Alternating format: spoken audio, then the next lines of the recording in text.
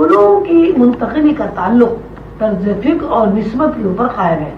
نسبت کی قسموں کے بیان میں مختصراً یہ بات بتا دی گئی ہے کہ نسبت ذہنی ارتباط سے قائم ہوتی ہے۔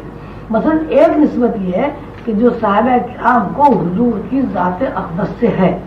صحابہ کرام کو جتنا حضور پاک صلی اللہ علیہ وسلم سے عشق تھا، اسی مناسبت سے حضور کی محبت کے ذریعے ان کے اندر نور نبوت کا ذخیرہ ہوتا رہا۔ جیسے جیسے نور نبوت کا ذخیرہ صحابہ کرام کے اعیان میں ذخیرہ ہوتا رہا، اسی مناسبت سے ان کے لطیفے رنگین ہوتے رہے۔ لطیفوں کی رنگینی کے بارے میں یہ بات وضاحت کے ساتھ بیان کی جا چکی ہے کہ لطیفے کے رنگین ہونے سے مراد ہر انسان کی اپنی ذاتی طرز فکر سے دوری ہے۔ ذاتی طرز فکر سے دوری کی تشریح ہے کہ انسان اپنی ذہنی تربیت، اپنے ذہنی رجحانات اور ماحول کے زیر اثر جو زندگی گزار رہا ہے اور جو زندگی نسلاً بعد نسلاً گزارتا رہا ہے، زندگی کی ان قدیم طرزوں میں تغیر پیدا ہو جائے۔ ایسا تغیر جس کی بنیاد پر انسان ہوش و حواس میں رہتے ہوئے اور اپنی پوری صلاحیت اور شعوری تقاضوں کی موجودگی میں اپنی انا کی نفی کر دے۔ ایک طرف اپنی انا کی نفی کرے اور دوسری طرف کسی ہستی کے تشخص کو اپنے اوپر محیط کر دے۔ جیسے جیسے تشخص محیط ہوتا چلا جاتا ہے، اسی مناسبت سے آدمی کی طرز فکر میں تبدیلی واقع ہوتی رہتی ہے۔ اور ایک وقت ایسا آتا ہے کہ دو بندوں کی طرز فکر ایک بن جاتی ہے، یعنی جو تشخص انسان انا پر، جو تشخص انسانی انا پر محیط ہے، وہی تشخص احاطہ کیے ہوئے بندے کا بن جاتا ہے۔ اس سلسلے میں خواجہ باقر باللہ کی مثال پیش کی جاتی ہے۔ ایک نان بھائی حضرت کا دوست تھا۔ حضرت خواجہ صاحب اس کے یہاں کھانا کھاتے تھے اور وہ خواجہ صاحب کے ساتھ ساتھ خواجہ صاحب کے مہمانوں کے لیے بھی طعام کا انتظام کرتا تھا۔ ایک روز خوش ہو کر خواجہ صاحب نے اپنے دوست نان بھائی سے کہا، جو مانگتا ہے مانگ لے۔ نان بھائی نے جواباً عرض کیا کہ میں چاہتا ہوں کہ آپ مجھے اپنا جیسا بنا دیں۔ نان بھائی کا اصرار قائم رہا تو خواجہ صاحب نے نان بھائی کی اوپر توجہ کی۔ تاریخ بتاتی ہے کہ جب اپنے اور نان بھائی کے سر کے اوپر سے خواجہ صاحب نے رومال ہٹایا تو دونوں ایک شکل کے تھے، یعنی خواجہ نقشبندی کا تشخص نان بھائی کے اندر اس طرح منتقل ہو گیا کہ نان بھائی کی شکل و صورت بھی خواجہ صاحب جیسی بن گئی۔ یہ بھی بتایا جاتا ہے کہ نان بھائی خواجہ صاحب کے اس تصرف کو برداشت نہیں کر سکا اور چند روز زندہ رہ کر مر گیا۔ اسی طرح جب کسی سالک کے اوپر اس کے پیر و مرشد کا تشخص محیط ہو جاتا ہے تو مرید کی طرز فکر میں بھی احاطہ کرنے کی مناسبت سے تبدیلی واقع ہو جاتی ہے۔ مختصر یہ کہ کسی سالک کی روح میں کسی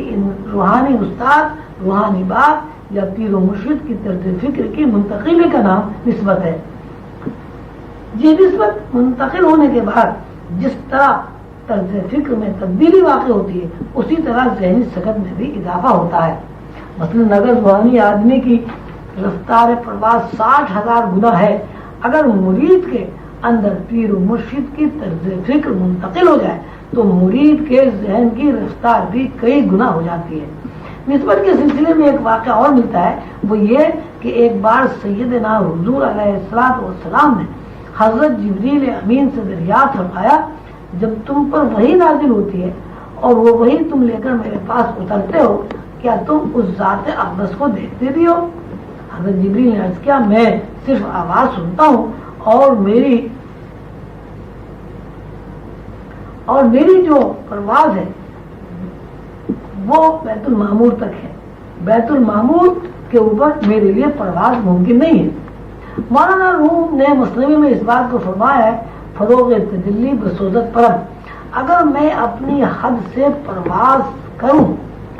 اگر میں اپنی حد سے زیادہ پرواز کروں تو میرے پر جل جائیں گے۔ سیدنا حضور صلی اللہ علیہ وسلم نے ارشاد فرمایا، اب تم ہماری ہمت سے پرواز کرنا۔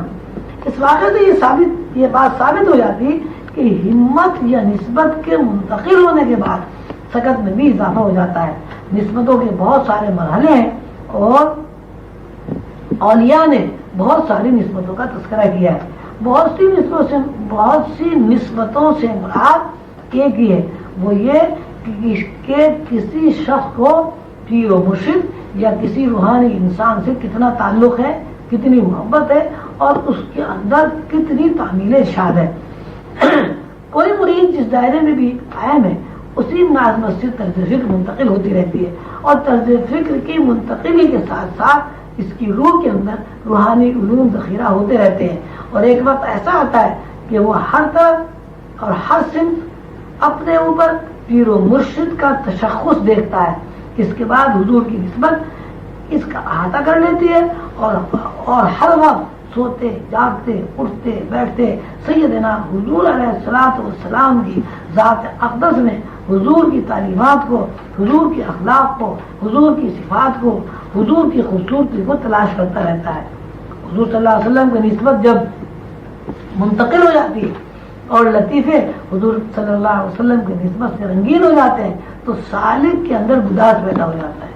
ایسا گداز جو حضور کی ہر بات پر عمل کو اس کے لیے زندگی کا بنیادی مقصد بنا دیتا ہے۔ اور جب حضور صلی اللہ علیہ وسلم کی تعریف توصیف میں کوئی شعر پایا جاتا ہے، یہ نعت پڑھی جاتی ہے یا حضور صلی اللہ علیہ وسلم کا تذکرہ ہوتا ہے تو بے اختیار وہ رونے لگتا ہے اور آنکھوں سے آنسو جاری ہو جاتے ہیں۔ اس مرحلے کے بعد تیسرا مرحلہ اس ہستی کی طرف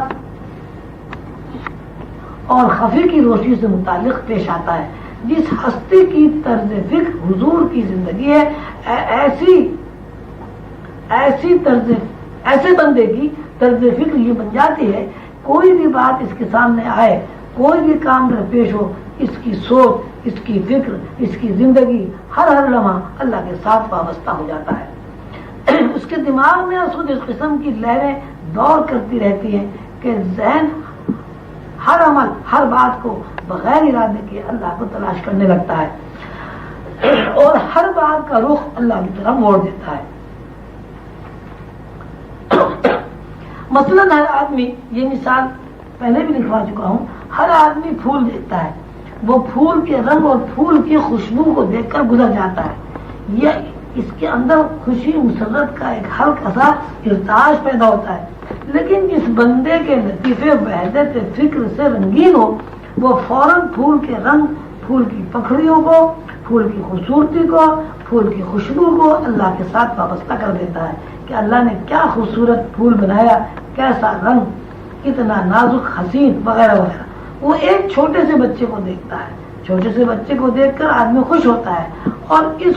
خوشی کی لہر کو اپنے اندر محسوس کرتے ہوئے گزر جاتا ہے، لیکن جس آدمی کے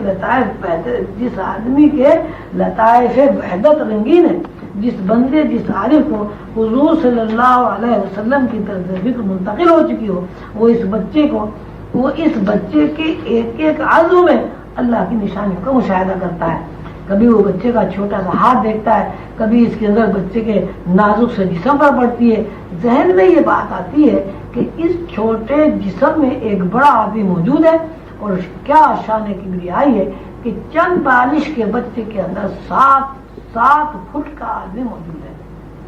یہ طرز فکر جب منتقل ہوتی ہے تو اس منتقلی کا نام روحانیت میں تنزلات ہے۔ تنزلات کی 3 قسمیں ہیں، ان تنزلات میں ایک تنزل یا لہروں کا نزول جلی ہوتا ہے اور دوسرا خفی ہوتا ہے، یعنی ایک نمایاں ہوتا ہے اور ایک چھپا ہوا ہوتا ہے۔ پہلا جلی تنزل حضور خلندر بابا اولیاء کی اصطلاحی زبان میں سر اکبر ہے، دوسرا جلی تنزل روح اکبر ہے اور تیسرا جلی تنزل شخص اکبر ہے۔ شخص